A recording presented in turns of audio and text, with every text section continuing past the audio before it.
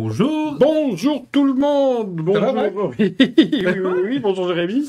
Écoute, ça va comme un lundi matin. On tourne un lundi matin pour une fois. Et on est là pour vous parler de Hip Hip Pocket Mulika Wallet. Et j'ai été très agréablement surpris, Max, par la qualité du produit. C'est sorti chez Pingouin. Ouais. D'ailleurs, j'ai pas vu, tu sais, qu'il y a des copyrights maintenant sur le... On en reparlera, mais excellent batch de Penguin Magic sur les dernières semaines. Hein, là, oui, c'est vrai que là, ils sortent des produits qui sont très très bien. Et là, petit coup de cœur pour le Mulika, parce que, mine de rien, moi, c'est un de mes portefeuilles préférés. Pour vous simplifier l'histoire, le Mulika Wallet, ça sert à faire une carte au portefeuille sans empalmage. Qui pour moi est l'une des meilleures, alors ça t'engage que moi, mais est l'une des meilleures cartes au portefeuille parce que il y a de la présentation, il y a des gags, il y a des choses comme ça. C'est pas difficile à faire, c'est pas hyper simple, mais c'est surtout impossible. Mais c'est subtil, c'est ça, quoi. C'est ça. Et c'est toute la force, c'est c'est simple à faire, mais il faut faire attention à des petits détails. Voilà.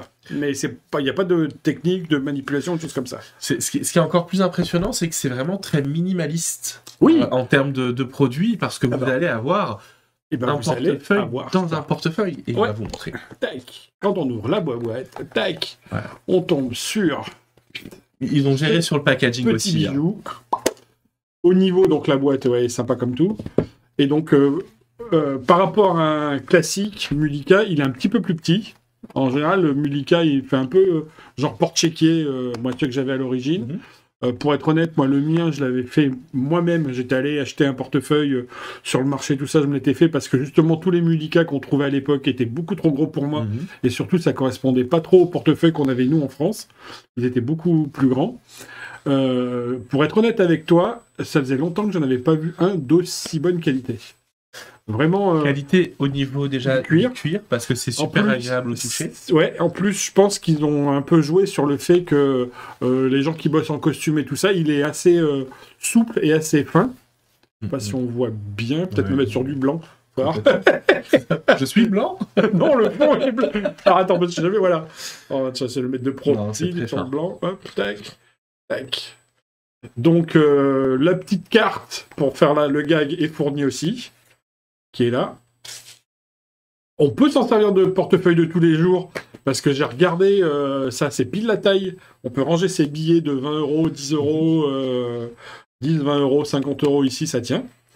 Et donc le deuxième petit porte-carte, feuille, et à l'intérieur, donc le principe du Mulika Wallet, c'est je vous donne mon portefeuille à tenir, on fait choisir une carte, signée, remise dans le jeu, on récupère le portefeuille.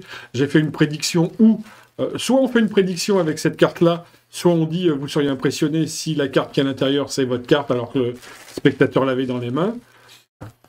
On met ça, hop, et donc en gros, tac. Donc quand on ouvre, boum, il y a soit le gag avec ça, soit la prédiction.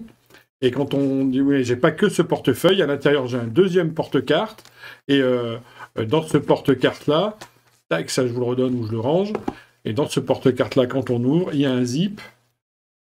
Hop. Et dans le zip, et dans la pochette du zip, on retrouve la carte choisie, signée, tout ça, tout ça. Alors là, Max vient de vous faire les mouvements exacts. C'est ça. Ça veut dire que, en gros, vous pouvez faire un ralenti, remise en arrière, etc.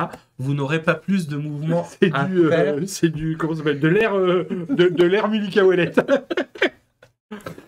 Mais ça marche, hein. Mais ça marche. Je vais mettre un peu sur le plan du dessus. La qualité, elle est vraiment du dessus. Super sympa. Ce petit portefeuille-là, là, c'est la taille pour mettre votre carte de crédit ou les nouvelles cartes d'identité, maintenant qu'on est en France.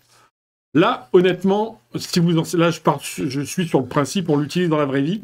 Là, faut rien mettre, sinon vous risquez d'abîmer. Alors, pas d'abîmer, mais... d'être moins efficace peut-être. Ouais, c'est ça. Je pense que ça, faut le garder vraiment pour faire le tour. Mais là, rien. Voilà, là, vous pouvez mettre ou des tours de petits paquets, ou dans la vraie vie, vos cartes de visite, votre permis de conduire, ainsi de suite. Et ça va. Alors, pareil, il y a deux écoles. Soit on rentre tout comme ça, le portefeuille est là, ce qui fait que quand on ouvre, là, on a ses cartes et tout, et on fait le tour. Soit on ne rentre que cette partie-là, tac, ce qui fait que là, on est comme ça. Et on va ouvrir, et du coup, ici, on a accès à la carte d'identité et tout. Moi, pour le tour, honnêtement, je préfère ça. Déjà parce que ça rend le tour encore plus incroyable. On cherche l'impossibilité dans la tête des spectateurs. Là, il n'y a aucun accès et tout ça.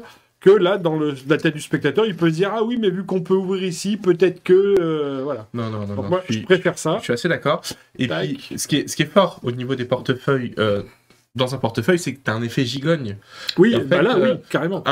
Une couche qui traverse une autre couche, pour un spectateur, c'est improbable. Déjà que la carte se retrouve dans un portefeuille, c'est improbable, mais qu'en plus de ça, elle soit dans la poche d'un autre portefeuille, dans le portefeuille, c'est très très fort. Et c'est surtout, c'est surtout par rapport à une carte portefeuille classique, où on fait choisir la carte, tac, tac, tac, il y a une carte qui voyage dans mon portefeuille. Là, le portefeuille, et c'est ça qui est important, il est sur la table, ou encore mieux, dans les mains du spectateur, pendant qu'on fait choisir la carte, qu'on perd la carte dans le jeu, et après on vient récupérer le portefeuille et retrouver la carte dedans. C'est-à-dire que le portefeuille est dans les mains du spectateur, ou sur la table, enfin voilà, ou en vue, et pas dans la poche. Donc voilà, ce qui justifie aussi le fait que dans l'autre, il y a l'empalmage, et que là, pour le coup, il n'y en a pas. Il y en a pas. Eh ben écoute, c'est une super trouvaille. Ouais. Vraiment grosse qualité. Je suis scotché là-dessus. Je suis vraiment scotché parce qu'effectivement, pour l'avoir bien en main, on sent que c'est durable, on sent que c'est bien travaillé. Ouais. Et c'est joli, quoi. C'est élégant. Moi, je me vois tout à fait l'utiliser en presta. Hein. Ouais. C'est top, vraiment top. Donc voilà. Écoutez, voilà pour cet unboxing. C'était le unboxing du Mulika. Alors, par contre, il y a un truc que je comprends pas trop, c'est pourquoi il l'appelle Hip Pocket Wallet. Mulika, parce que Hip, c'est pas ça pour le coup.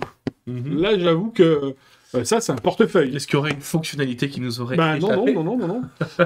Hip, en fait, c'est les portefeuilles qui s'ouvrent comme ça. Tu vois, les petits, en fait, j'en ai pas là sur moi, mais c'est les petits ceux qui s'ouvrent dans ce sens-là, les Hip Wallet. Donc, je sais pas pourquoi ils l'ont appelé Hip. Je pense que c'est parce qu'il est fin et que... voilà. Mais alors, il y a deux qualités de cuir. Nous, on n'en a qu'une. Là, c'est du cuir. Il existe aussi en cuir vegan, mais on n'a pas. Là, et c'est en rupture. Donc, je sais pas si c'est juste pour le fun qu'ils ont marqué de qualité. Parce que l'autre est pas sorti. Enfin, on l'a pas, mais on peut pas le commander non plus. Donc, il y a que celui-là qui est un portefeuille classique en cuir.